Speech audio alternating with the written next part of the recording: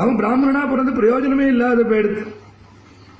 ஏன்பா எத்திர விஸ்வம் பவத் ஏக நீடம்னு வேதம் சொல்றது அது என்ன பொய்யா கேட்பேன். பிரபஞ்சமே ஒரு கூண்டு மாதிரின்னு வேதம் சொல்லியிருக்க, ஒரு வீடு மாதிரி தானே. எங்க இருந்தா நம்ம என்ன அப்படின்னு கேட்கலாம் நீங்க. ஆனா யோசனை பண்ணி பாருங்க, நம்ம நம்மளே ஒரு வீடு கட்டி வச்சிருக்கோம். வீடு கட்டினா என்ன பண்றோம்? முதல்ல சமையல் கட்டுற ஒரு இடம் வச்சிருக்கோம். அதே மாதிரி படுக்கிறதுக்குன்னு ஒரு ரூம் வச்சுட்டு இருக்கோம். பூஜை அறைன்னு ஒரு ரூம் வச்சுட்டு இருக்கோம். வெளிவாசல் போறதுக்குன்னு ஒரு இடம் வச்சுட்டு இருக்கோம். இன்றைக்கு நான் பூஜையை பெட்ரூம்ல பண்ண போறேன்னு சொல்லி பெட்ரூம்ல பூஜை எடுத்து வச்சிருந்தா நம்மளுக்கு பாவம் வருமா?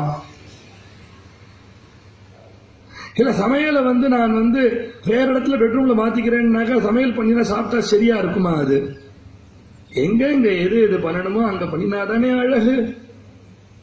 அந்த மாதிரி இந்த வீடா இருக்கக்கூடிய இந்த பிரபஞ்சத்துல பூஜா கிரகமா இருக்கக்கூடியதுதான் இந்த பாரத பூமிங்கிறது. அதுதான் இங்க சொல்றால், அதனால பூமானி சொர்க்கபதானி விபதிசந்தி, அங்கெல்லாம் சொர்க்கலோகங்கள் அனுபவிக்க புண்ணியத்துல கழிக்கக்கூடியதான இடங்கள், அனுபவிக்கக்கூடிய போக பூமி அதெல்லாம்.